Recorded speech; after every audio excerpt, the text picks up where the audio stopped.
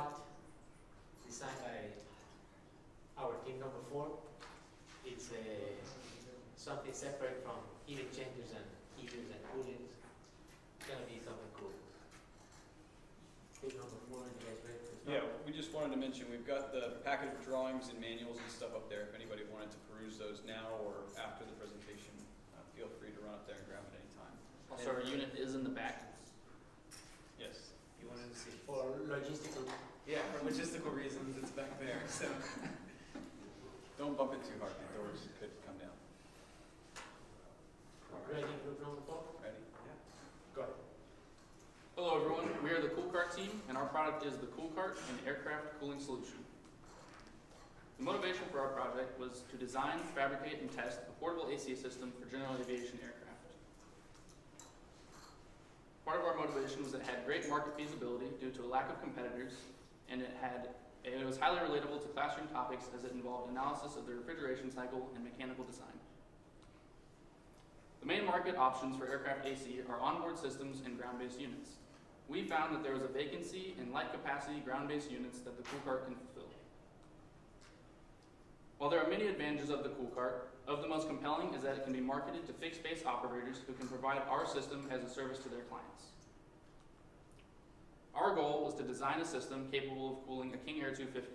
Achieving this would ensure that our unit was capable of cooling most any small aircraft in our target customer base. We determined our unit needed to be able to overcome a heat load of 1.25 tons. The refrigeration cycle that we chose to implement was a vapor compression cycle, as this would ensure an abundant supply of suitable components. There are many requirements for our design. Some of these included a supply and return line to allow for recirculation of air. The unit needed to be able to measure and control the temperature of the aircraft.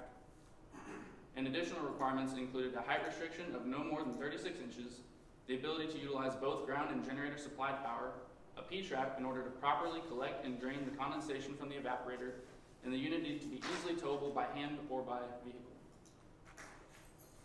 Through the design phase, there were many adaptations required in order to overcome issues as they were presented.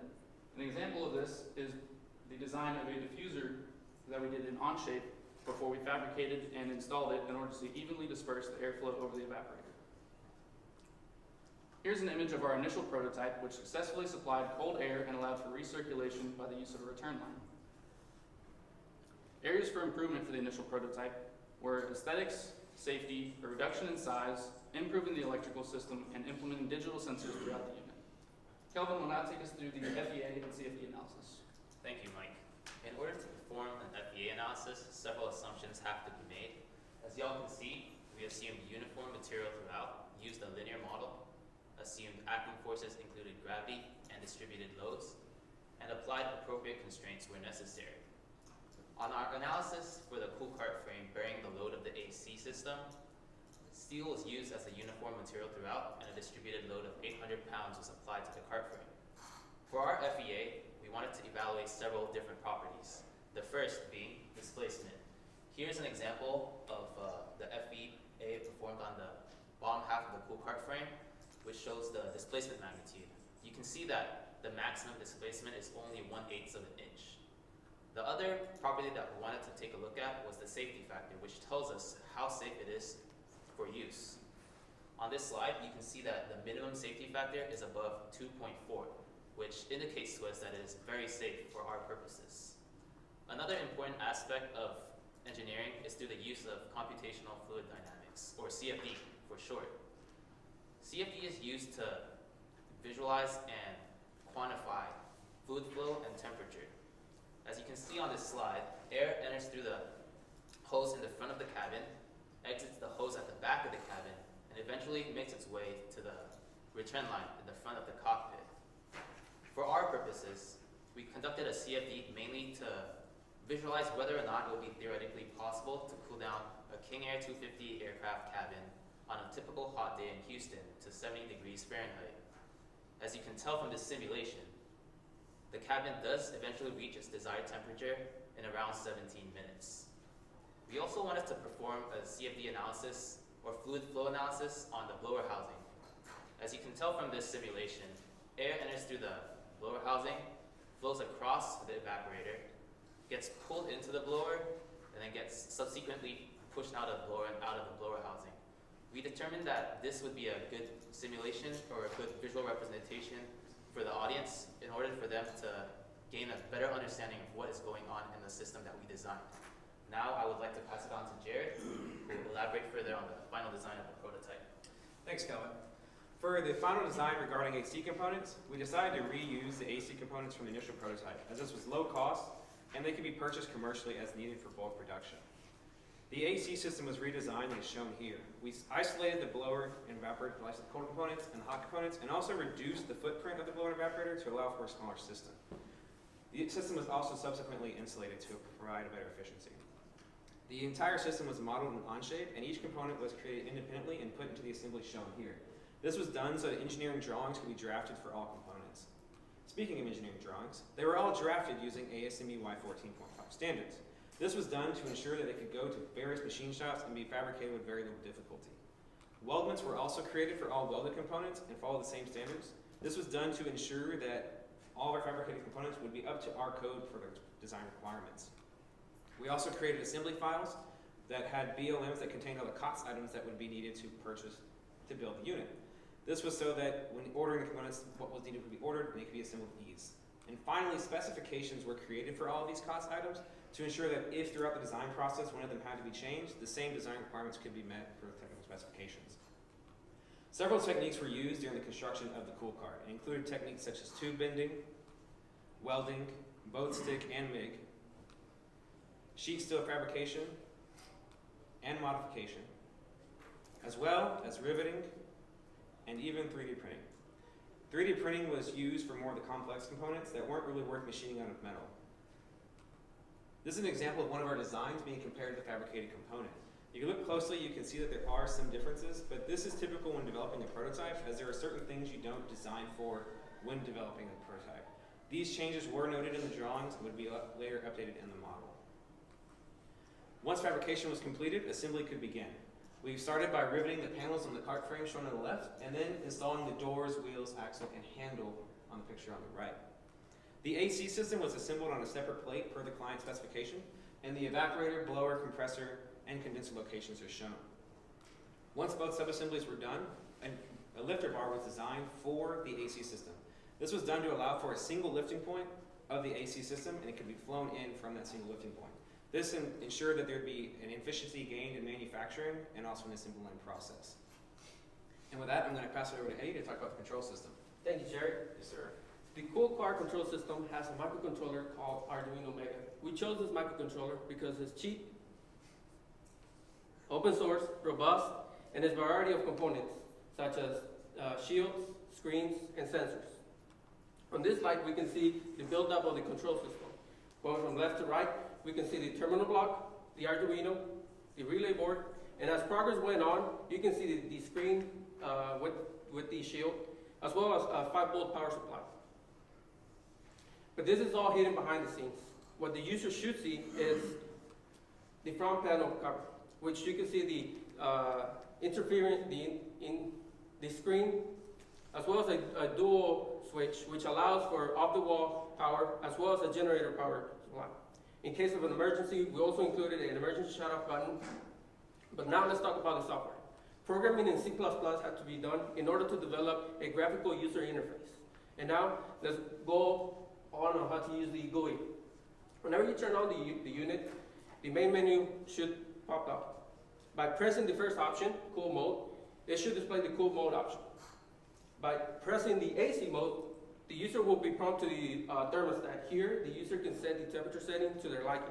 Going back and choosing the timer button, it will allow for the user to choose between a runtime period of the unit. Now, going back and choosing the last option will allow the user to choose between the blower, motor, fan speeds. Now, returning all the way back to the main menu and pressing the data mode, we will see a variety of parameters, which includes the return, as well as the supply air temperatures, pressures regarding the AC system, and the relative humidity. And that's it for the GUI. And now I'll leave it to Andrew, which will be talking about the procedures regarding the testing the unit. Thanks, Eddie.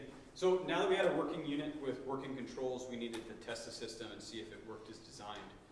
We didn't get access to a King Air 250, so we used the next best thing, a box truck. So we used the cargo compartment of the box truck as our test cell, and we used space heaters to heat it up, and then of course the cool cart to cool it down, and we measured the temperatures along the way to collect data. One note before we get to the results, we wanted to point out that the capacity of that box truck is 800 cubic feet, while the capacity of the airplane cabin is just 300 cubic feet. So big difference there, we need to keep that in mind when we take a look at the results. So here we've summarized the results, and we averaged all of our results together for simplicity, but each test started at approximately 90 degrees Fahrenheit, and then we were able to bring it down to about 77 degrees Fahrenheit, and each test lasted about 25 minutes. To summarize those results, we got 13 degrees of cooling over about 25 minutes for each test, and we were able to measure that our airflow was about 171 cubic feet per minute. And this is pretty neat because it tells us that we're able to get one full replacement of air in the aircraft about every 2 minutes.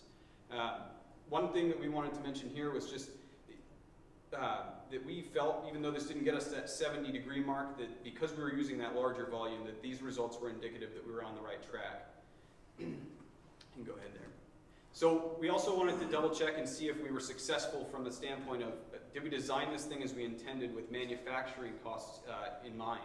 And so we were able to show that here. So when we took into consideration the cost of our labor, the cost of the prototype was $60,000, or just over $60,000, while the cost of one unit in mass production was just over $5,000. So that's a pretty big gap, but we feel this is a pretty accurate estimation based on cost savings from buying components in bulk, as well as from the efficiencies gained from mass production. We also felt that, we can go back to that one really quick, just wanted to add that we felt that at this price point, this cost point, that the unit could be an economically viable product. We could sell this for profit. So future work on the unit, there is lots to be done yet. Could include mechanical and electrical improvements such as physical operation indicators, so you could see if the unit was working from maybe across a runway. We didn't want to add lights because incoming aircraft might mistake them as an indicator of where they maybe should land. We could add door supports, improve the system airflow, and that would help us improve efficiency and maybe increase our cooling capacity as well. And then we could also add a mobile application or remote connectivity, so a pilot who is driving to the airport might be able to tell his unit to turn on and cool his aircraft. And then in-aircraft temperature monitoring would help the controllers be a little bit more efficient. Lastly, we wanted to just say thank you to the people we've listed here for their continued support through the project. Every time we called, they were available to us. And we'd also like to thank each of y'all for taking the time to be here and to help us celebrate this milestone. And at this point, I think we'll open it up to questions and comments and any feedback you might have. Thank you very much.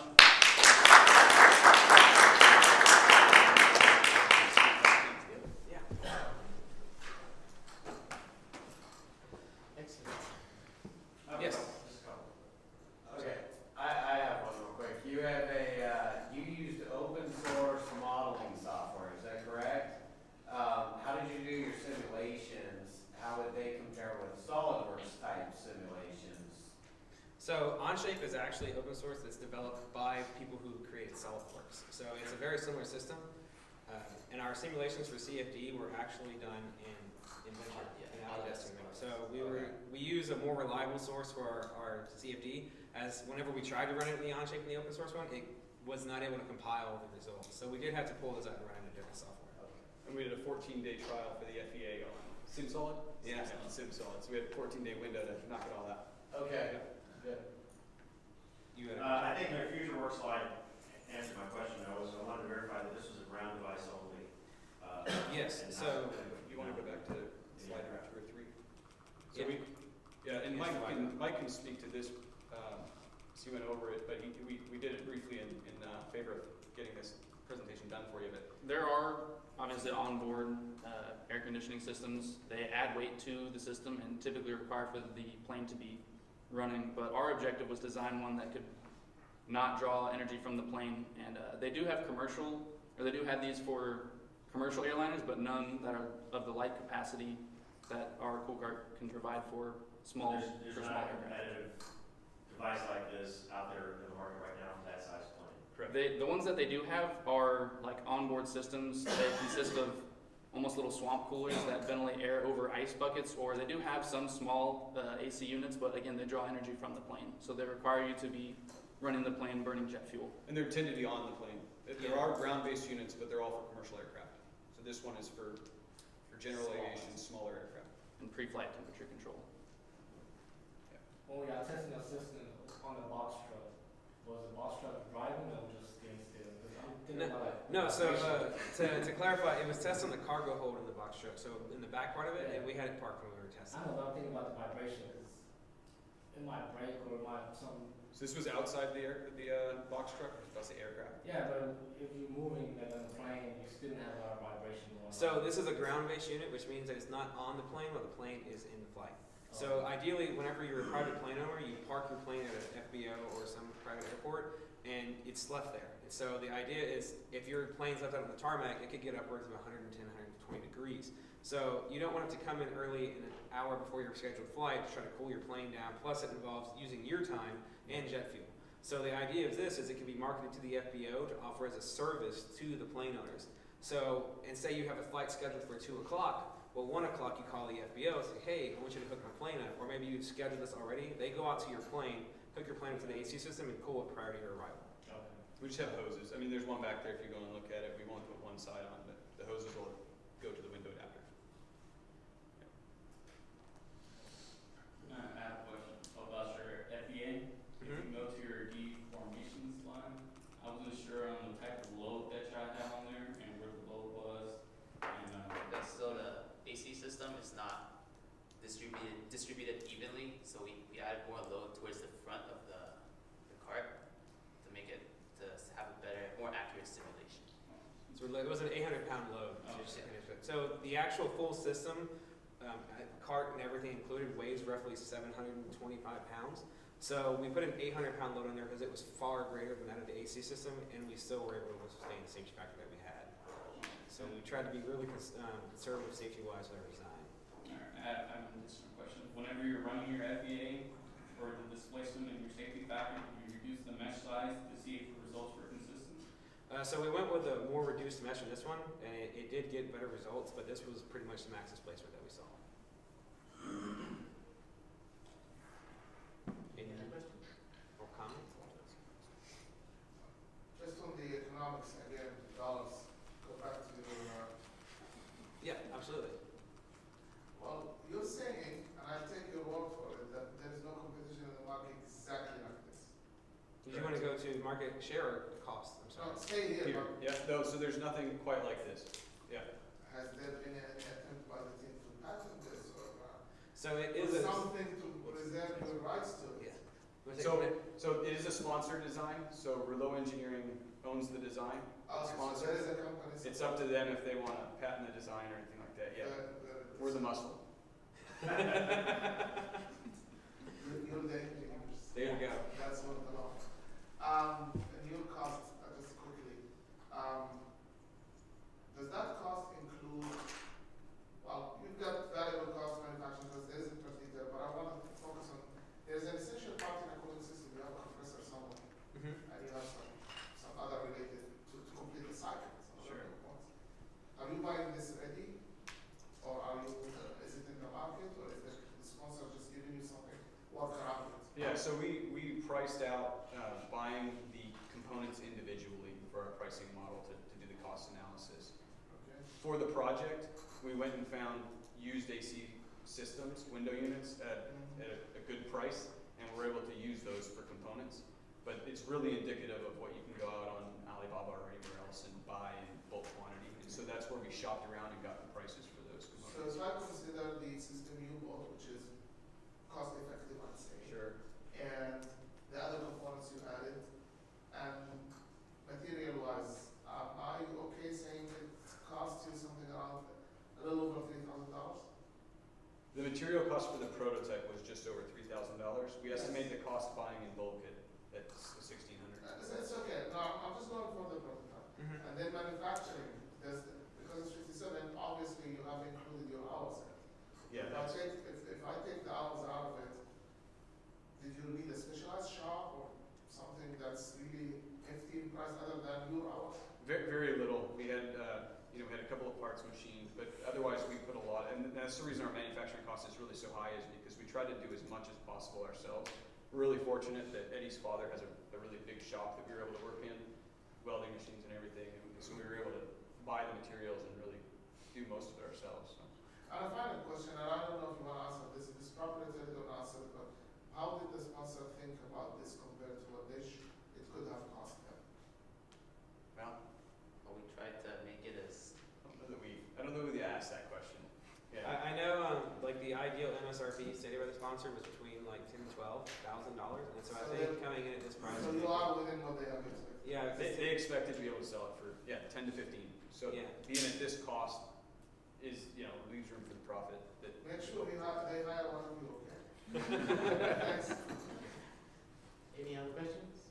Yeah, I haven't seen all the senior design projects over the last few years, and I haven't seen all of them this year. But of the ones I've seen, I think you guys really stand out in terms of start to finish, how much you've done. It's incredible. I want to just say that from the outset and ask a question to that. Having gone through the process, what's maybe the key one or two takeaways that you have? What's the first thing that popped in your mind as to what you learned and what you do differently? And I kind of ask it generally if anyone wants to step up and we can go down the line. So what we learned and what we do differently. yeah, like what, Give Mike some time to think. about the process. What's your key takeaway about the process? And if you were to make change, is there something that's bugging you? So what I would say is that planning and design is a really, really important aspect of engineering, because if you know what you're gonna do from start to finish, you can save a lot of time idling by and not working. And if you also have like specialized shops to manufacture these things, it should go by really fast, because I remember Professor Garcia telling us one time that Toyota cars get manufactured in like 3 days tops, and this is obviously not as sophisticated as a car driving vehicle. You have anything to add? Yeah, I wish we had a little more time. We got 4 out of the 5 members of the group who are working a couple days a week, and we have classes and stuff. And just reflecting on it, I think if we had a little more time, we had a good, strong group. I think there is room for improvement, and when we were testing, we found some shortcomings.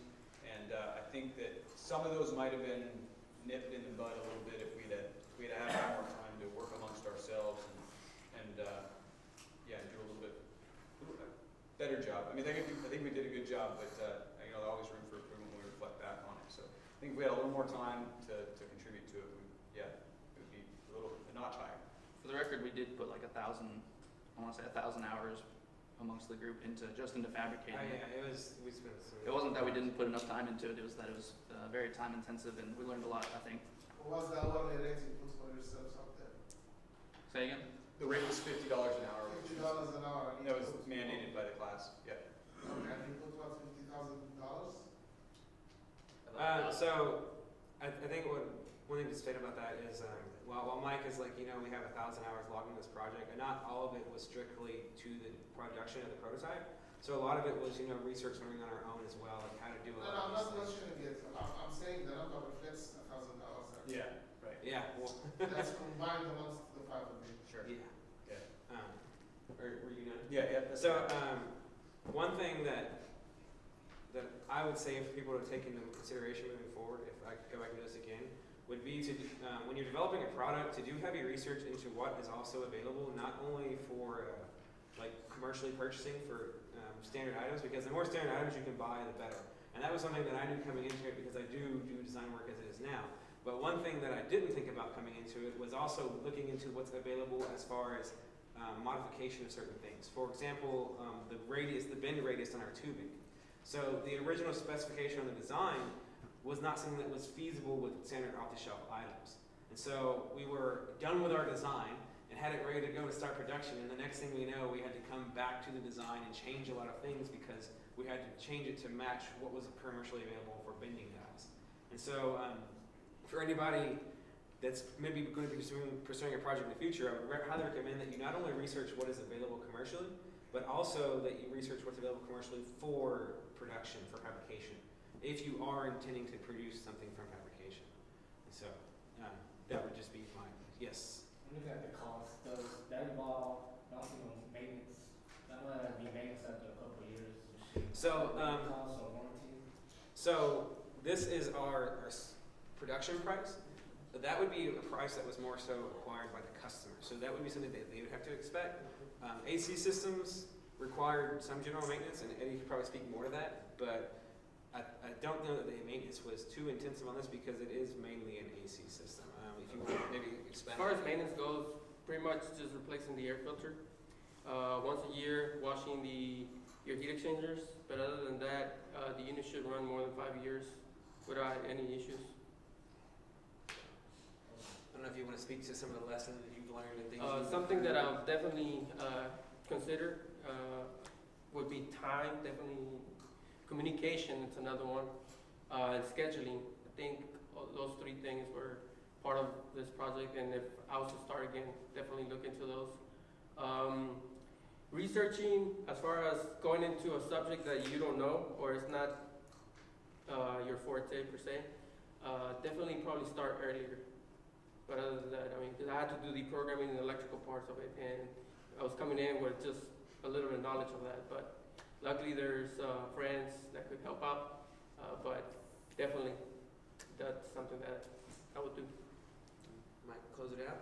I guess speaking more to the model itself, we kind of realized during testing that we weren't getting quite the airflow that we anticipated. So I think for the design of the funnel from the blower through the hosing, we realized that there could have been some improvements there in terms of the geometric shape that caused some losses. Yeah, I think you'll have covered. Yeah, and to kind of hit on that last point that Mike did, I think it's important to realize that what you see there, with the exception of the components that were bought, was fabricated by us. Every cut, bend, weld was stuff that we did. We got And so square tubing, while there were options to maybe plan for more efficient things like having a more funnelized design in the ducting, just the ability to get the parts in time and the costs associated with it were not ideal for what we were doing. And so for the proof of concept of the prototype, we decided to go with the design that we did. But that was, but with obviously with more intense fabrication methods available to us, you could increase efficiency of the system relatively easily. But for the scope of our project, I feel like we achieved what we were our goal. And it works. It could just work better. Yeah, exactly. It works. It could be more efficient, but it does work well. So. Any other questions, comments? Can I go to your safety factor? You like going to those early slides. I just want to see something. There we go. So, did y'all design it with a safety factor 3, or whenever y'all did that, it just so happened to come out with a safety factor? So we did do And why 3? So we did do preliminary designing on our preliminary calculations to try to achieve a higher safety factor. We were kind of going in with like a more 2.5 in mind, and we were really close to that. And the reason why we did that was because we were doing purely static loading, and this thing would be rolling around the tarmac, albeit not at very high speed. So we wanted to make sure that by having that excessive safety factor, we could also deal with some maybe dynamic loading that may happen. And it's 2.5 at a minimum. I think 3 is just on the color scale there. Yeah, so 2.5 is the minimum, and it's actually where the axle goes through the frame. And so that And was. so y'all tested this with a loading of 800 pounds? Mhm. Okay, I see like a little bit of wheel origin of 1.2. Yeah, that'd be right where the axle is. Yeah. Yes, sir. If anybody wants to look at it, we'll run back there and kind of walk people. One last comment that I will say is I'm really, really happy with the results.